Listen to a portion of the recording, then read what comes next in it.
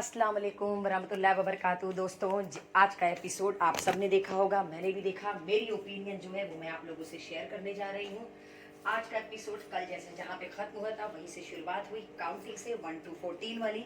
लेकिन आरफीन और अविनाश एक दूसरे के साथ आर्गुमेंट करे जा रहे थे क्योंकि एक दूसरे से वो कन्विंस नहीं हो रहे थे। अविनाश कुछ और कह रहे थे, आरफीन कुछ और कह रहे थे। फाइनली दोनों लोग एक डिसीजन पे ये आए कि टास्क को कंप्लीट करना है। 1 नंबर आप बोलिए तो 1 नंबर मैं बोलता हूँ। तो फिलहाल नंबर 1 पे आए रजत, जिससे रजत बहुत ज़्यादा खुश थे। नंबर 2 पे आए विवेन। विवेन की तो वैसे भी कोई पॉइंट ऑफ व्यू नहीं है, उनकी कोई व्यू नहीं है, उनको नंबर 2 3 जिसपे भी रखो कोई मतलब नहीं है। फाइनली मैं बहुत खुश हुई कि नंबर 3 पे उन लोगों ने शिल्पा जी को रखा। शिल्पा जी को देख करके मुझे अच्छा लगा। नंबर 4 सारा ठीक था, नॉट बैड। नंबर 5 पे आ गई ईशा। मुझे तो बड़ा शॉक्ड हुआ कि कैसे ईशा 5 पे आ गई। नंबर 6 पे आ गई श्रुतिका और नंबर 7 पे एलेक्स। बस मैं काउंटिंग यहीं पे खत्म करती हूँ। एलेक्स के नंबर 7 पे आते ही ईशा, एलेक्स और अविनाश में बड़ी दूरियां।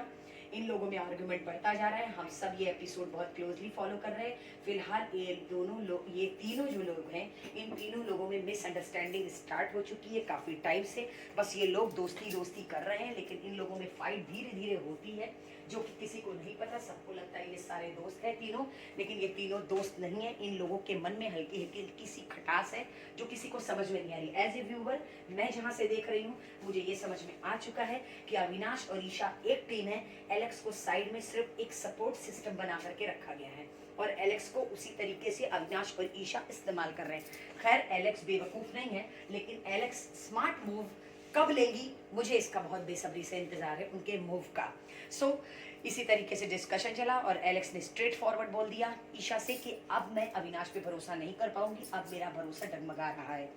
फिलहाल हो गई सुबह। सुबह राशन को लेके जिस तरीके से सब में होती है बहस, करण फाइनली पहुंचे अविनाश के पास।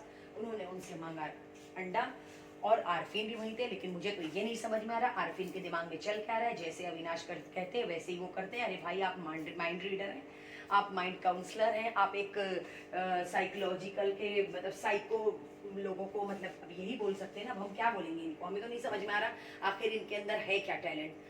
लेकिन उन्होंने करण को कुछ भी नहीं दिया। मुझे गुस्सा बहुत आ रहा था, करण बार बार झुक के जा रहे हैं, लेकिन अविनाश पता नहीं कितना सबको अपने आगे झुकाना चाहते हैं। जिसके पास पावर और पैसा आता है उसका दिमाग खराब हो जाता है। ये चीज़ वाकई में सुनी थी मैंने, आज मैंने देख ली। और बिग बॉस के घर में पावर सिर्फ इसलिए दिया जाता है कि आप उस पावर के साथ किस तरीके से लोगों के साथ रहते हैं और क्या पावर मिलने के बाद आपका माइंड कैसे चलता है। बिग बॉस में यही देखा जाता है। तो फिलहाल बिग बॉस में पैसा तो मिलना नहीं है, पावर ही मिलता है, लेकिन पावर के बाद उसका इस्तेमाल करना और उसके साथ डाउन टू अर्थ रहना ये अविनाश को बिल्कुल नहीं आता। अविनाश को जब से पावर मिला है उनका हो गया है दिमाग खराब। फाइनली शिल्पा जी को बिग बॉस ने बुलाया कन्फेशन रूम में। जब वो कन्फेशन रूम में गई, बिग बॉस ने उनको दिखाया उनका पास्ट की शिल्पा शिरोडकर। उसमें उनको ये बताया गया कि आप रोया ना करें क्योंकि आपका रोना आपकी कमजोरी को दर्शाता है।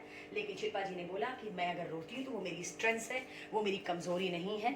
बहुत ज़्यादा वो इमोशनल हो गई थी। उनको काफ़ी समझाया गया कि आप अपने पॉइंट रखिए।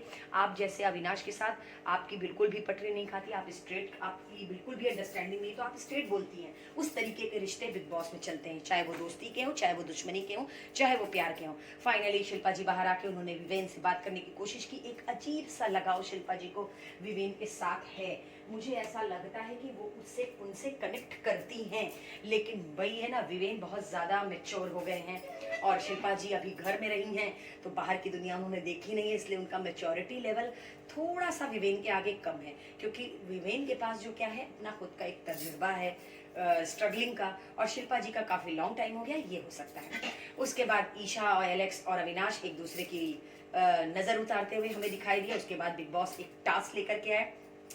फाइनली वो टास्क राशन का था। टास्क राशन का नहीं था, टास्क बड़ा ज़बरदस्त था। सेक्रीफाइस नहीं तो राशन नहीं, जो सेक्रीफाइस करेगा उसको राशन मिलेगा। तो फिलहाल सेक्रीफाइस में शिल्पा जी सबसे पहले आगे आई। उन्होंने अपनी बेटी और अपने हस्बैंड की फ़ोटो वो सेक्रीफाइस किया और उसके बदले में राशन मांगा।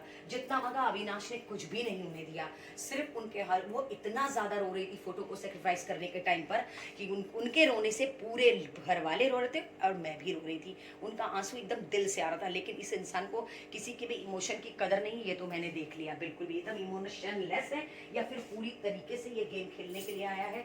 कुछ तो भाई दिल रखो, पता नहीं इसके अंदर दिल नहीं है।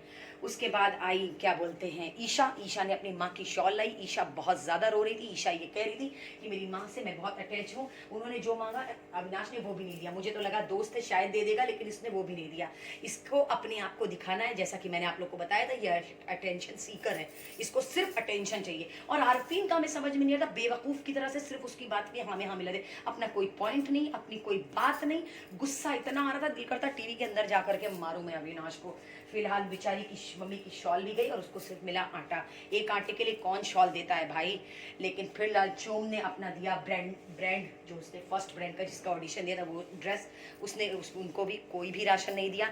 श्रुतिका ने बेस्ट बोला, श्रुतिका लेकर के आई अपने हस्बैंड की दी हुई प्रोटीन, और उन्होंने कहा ये मेरे लिए बहुत इंपॉर्टेंट है, इससे मेरा इमोशन जुड़ा है, लेकिन मैं इसको डिस्ट्रॉय नहीं करूँगी। मुझे पता है तुम मुझे कुछ भी नहीं दोगे, तो मैं इसको बिल्कुल भी डिस्ट्रॉय नहीं करूँगी, जिससे पूरे घर ने ताली बजाई और मैंने भी ताली बजाई। मेरा तो एकदम दिल खुश हो गया। फिलहाल इसी तरीके से एपिसोड यहीं पे खत्म हुआ। अब देखिए आगे आगे होता है क्या, अविनाश किसको देते हैं राशन, किसको नहीं देते हैं। मैं इसी तरीके की